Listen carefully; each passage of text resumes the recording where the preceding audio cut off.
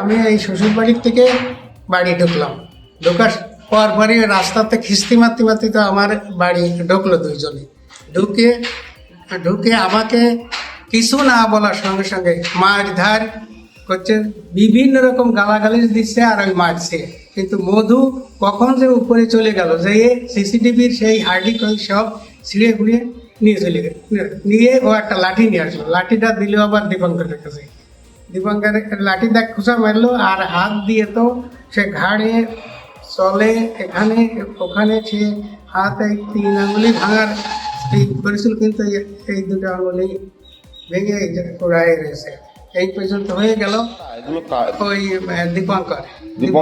দীপঙ্কর আর মধু। আর হ্যাঁ, ওই তো বাড়ির পাশে বাড়ি। আর বলছি যে যদি কাউকে বলিস সকালে এসে গুলি করে যাবো, সকালে গুলি করে মেরে ফেলবো। আর মধু বলছে যে তুমি যদি কোনো থানায় যাও বা কোথাও যাও, কোনো পুলিশের কাছে বলো, আমি সকালে গুলি করে মেরে ফেলবো। কেন আপনাদের প্রতি হামলার কারণটা কি? কারণটা বৌমার সাথে সম্পর্ক করেছে। বৌমারে ওই মধু আমাকে ঠেলে ফেলাই দিয়ে তো ওই মধু তুলে দিল। দীপঙ্করও আছে, কিন্তু ওই মধু ঠেলে ফেলাই দিয়ে ওই বৌমাকে তুলে দিল যে তুমি বাড়িতে নামবা না। এইভাবে তো অনেক গালাগালি দিয়ে বৌমা তো তুলে দিয়ে ওরা চলে গেল সেই হার্ড ডিস্কের সব নিয়ে, প্রমাণ লোপাট করার জন্য যে ঘটনা ঘটেছে। হ্যাঁ, তারপর সঙ্গে সঙ্গে থানায় ফোন করলি, পুলিশ আসলো, পুলিশের ছবি টবি নিয়ে গেল। তৃণমূলী কে এই সেই বিজেপিতে ভোট দিবি, এবার দেখায় দেবো। তৃণমূল করে, হ্যাঁ বলেছে তৃণমূল করে এরা। ওই দীপঙ্কর তৃণমূল করে। ওই যে সন্ধ্যের সময় তো মোটর সাইকেল এক গাদা আসবে, মদ খেয়ে যাচ্ছে না, তাই গালাগালি। সে জগদীশের ছেলের নামে আমার বোনের সেসব ভাষা বলা যায় না। আপনারা কি জমিটা কি বাড়িতে স্বেচ্ছায় বিক্রি করেছেন নাকি বাধ্য হয়ে বিক্রি করেছেন? বাধ্য হয়ে বিক্রি করছে। আচ্ছা, তাহলে এখন কি করবেন? এখন কি আর বিক্রি করা হয়ে গেছে, আমরা তো চলে যাবো। কোথায় যাবেন? বলে চলে যাবো। আপনাকে মানে বাধ্য হয়ে চলে যেতে হচ্ছে? বাধ্য করছে। এখানে থাকলে মানে ওর গাড়ি আছে, পিছন দিকে মেরে দিয়ে তো কিছু হলো না, 2000 টাকা দিয়ে থানায় হয়ে গেল, কিন্তু কোনো কেস কারবার হবে না। আপনার প্রাণের ভয় চলে যেতে হচ্ছে? হ্যাঁ, প্রাণের ভয়েই চলে যেতে হচ্ছে। নিরাপত্তাহীনতায়, জীবনের মায়ায় আজ আমি আমার বলতে গেলে জন্মভূমি মানে বলতেও আমি পারিনি। সবাইকে ছেড়ে আমি অন্য জায়গায় চলে আসছি।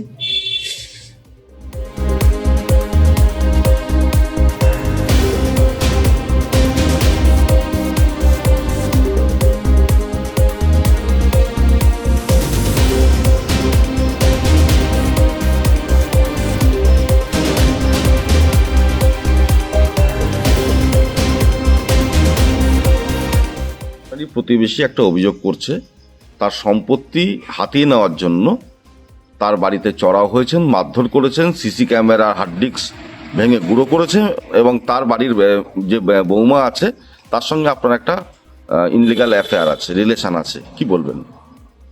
এটা সম্পূর্ণই মিথ্যা, পুরোই সাজানো ঘটনা। এরকম ধরনের কিছু বা আমার সাথে কিছু আছে, আমি এটা সম্পূর্ণই মিথ্যা কথা বলছে। ওরা সম্পত্তি হাঁটানো বলছে। ওদের যে পারিবারিক যে সমস্যা, ওদের মেন সমস্যা হচ্ছে গিয়ে ওর যে ছেলেটা বাপি ঘটক, ওর যে শালি, তার বয়স 13 বছর, মোটামুটি 7 বছর ধরে ওর বাড়িতে আসে। ওকে জোর করে স্বাভাবিক অনেক নির্যাতন, এটা ওদের ব্যাপার।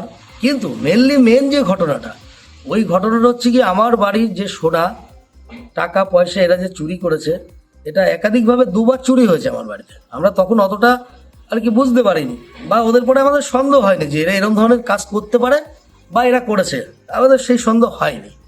কিন্তু পরের বার আমার বোর বাচ্চা হবে, তখন আমার দিদিটা হট করে মারা গেল। ওরাই বললো যে আমাদের বাড়িতে নিয়ে এসছি আমরা, আমার বউ ওদের বাড়িতে ছিল। ওই মুহূর্তে আমার বউর ব্যাগের থেকে 1.5 লক্ষ টাকা আর মোটামুটি 20 গ্রাম মতন সোনা, এটা ওরা তখন চুরি করলো। তারপরে আমরা বলাতে না একদমই নেয়নি। তারপরে স্বীকার করলো হ্যাঁ নিয়েছি, আমরা দিয়ে দেবো। এবং সেই রাত্রিরে বলার পরে ওর ছেলে স্বীকার করলো, ওনার ছেলে মানে কি বলে ওর বাবার নাম কি, রঞ্জিত ঘটকের ছেলে বাপি ঘটক স্বীকার করলো। করাতে পরের দিন সকালবেলায় ও পালাতো, ও আর নেই। এইবার ওর বাবা বলছে যে না আমরা তো শুনানিই নি, এবং পাড়ার আশেপাশের লোককেও বলেছে যে হ্যাঁ নিয়েছি, আমরা দিয়ে দেবো। তারপরে বলাতে পুলিশের তৎপরতায় যাই হোক পুলিশের সাহায্য নিয়ে আমাদেরকে পরের যে সোনাটা 1.5 লক্ষ টাকা আর কত 20 গ্রাম এরকম সোনা, এটা আমরা রিকভারি মানে ফেরত আমরা পেয়েছি। আর এরা যে বলছে জমি কোনোদিনও জোর করে কারো নিয়ে নেওয়া যায়? এটা আগে হতো যে কারোর জমি কেউ সই করে নিল, এভাবে জোর করে নিল, এগুলো হয়।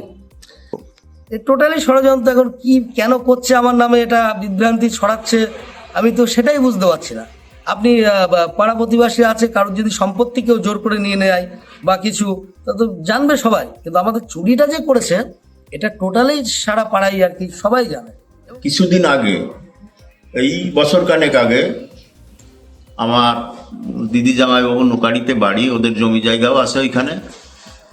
এখন একটা ভাগ্নে আছে, ভাগ্নের ছেলে আছে, ভাগ্নে বৌমা আছে। ওর সামনাসামনি বাড়ি দীপঙ্কর মদক, ও প্রাক্তন যুব সভাপতি নোকাড়ি অঞ্চলে, কোন দলের? তৃণমূল কংগ্রেসের। আচ্ছা।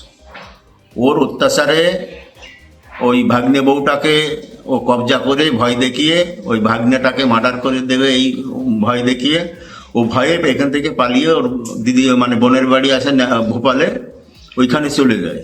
বাবা মা এখানে ছিল, নিচের ঘরে ও বৌমা থাকতো।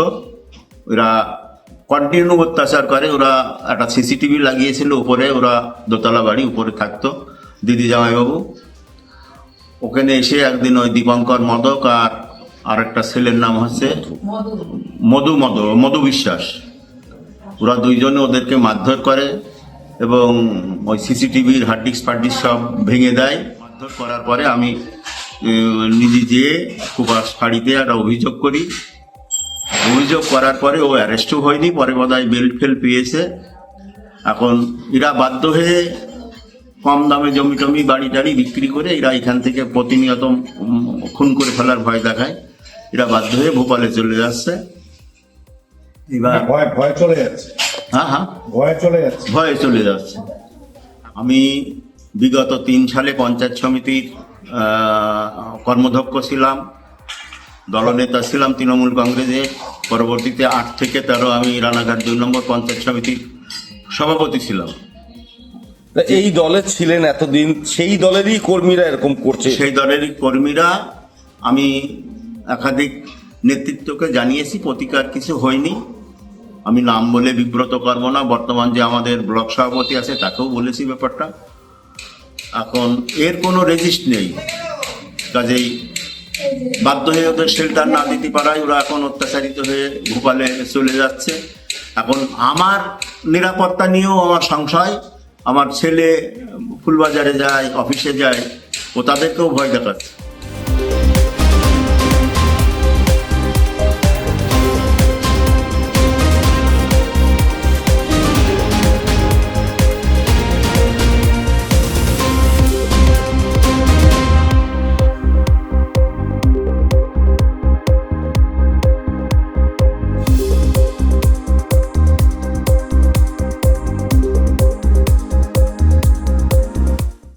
আমাদের ভিডিও ভালো লাগলে লাইক এবং শেয়ার করুন। কমেন্ট সেকশনে গিয়ে জানান আপনাদের মতামত। আরও ভিডিও পেতে আমাদের চ্যানেল সাবস্ক্রাইব করুন এবং প্রতি মুহূর্তে খবরের আপডেট পেতে প্রেস করুন বেল আইকন।